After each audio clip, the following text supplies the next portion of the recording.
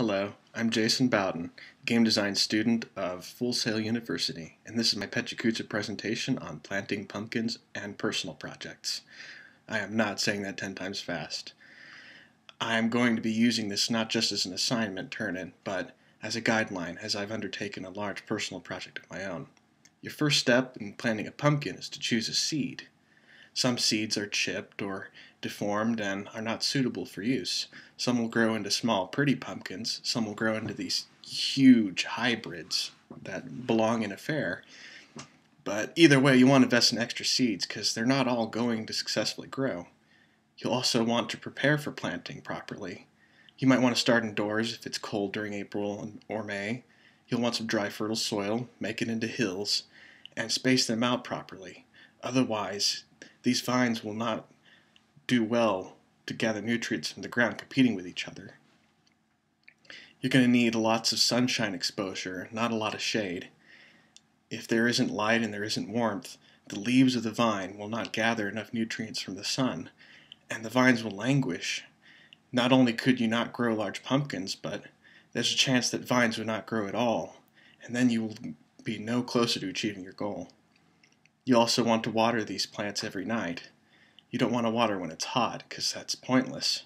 If you water the leaves, they could get a disease. And you'll want to water at least 15 to 20 gallons a week during the drier season, because it's dry. As for fertilization, some flowers are males, some flowers are female, and you want some pumpkins. And the female flowers, they have the fruit. I'm not going to have a whole "mommy, where do pumpkins come from" discussion. It's pretty simple to do, actually. Now, the hardest part for growing a pumpkin for me personally is the pruning. As in Highlander, per vine there can only be one, and the others will leech off of the one and stop it from succeeding. This is bad news. It means you can't grow a prize pumpkin. And then there's extra vine growing up to the size that you have to take off too. After that massacre, you'll want to focus on growing these pumpkins. You want to take out the root near the fruit, because the pumpkin could separate from the vine if it's trapped to the ground. You need to babysit the vine so it doesn't get trapped under the growing pumpkin. And you also want to whisper to your pumpkins, because you need to love them as you would a child. When it comes to the harvest, you don't want immature fruit. Immature fruit is just, you can't use that unless you're growing it to be pretty and you want it to be green. You want to harvest it before the frost. You'll want to avoid bruising and be cautious when harvesting. And you don't want to use a stem as a handle, or you'll drop the pumpkin and shatter it. Eventually you end up in the town fair, where you can place your pumpkin in arrangements. You can cook it into something, or you could just be there for the social aspect and bring some pumpkins. I don't know. But for a lot of people, it's that giant prize pumpkin. Those 300 to 400-pound monsters. Similarly to planting a seed, you want to plant an idea. Some ideas are bad. You'd be the best judge of that. Some ideas are smaller, but they're pretty. Some ideas are huge and blockbuster ideas. Either way, you'll want some extra ideas. They won't all succeed in the end. You'll also want to properly pre-plan for this.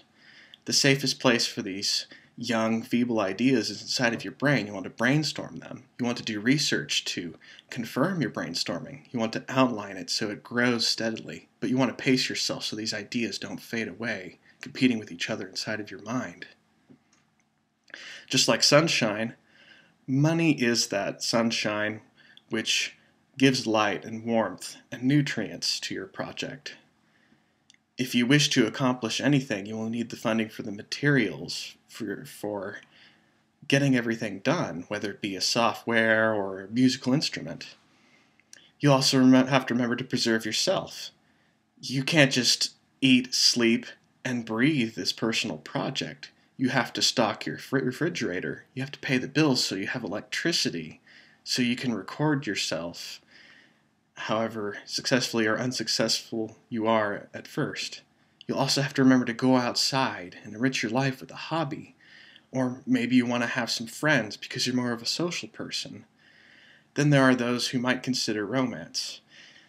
Sometimes a romantic partner can really help you to accomplish your goal and feel motivated. Now, there is such a thing as too much of a good thing, but it can also be good to have too much. That way you cut down to the bare bones of what is the best inside of your project. Either way, you'll have to make your mind on what you keep and what you don't, and avoid those vampiric problems of too much.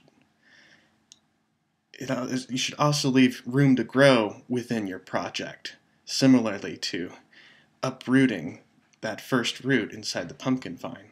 The best way to keep on track is using milestones, but you also have to be patient and remember not to rush these milestones.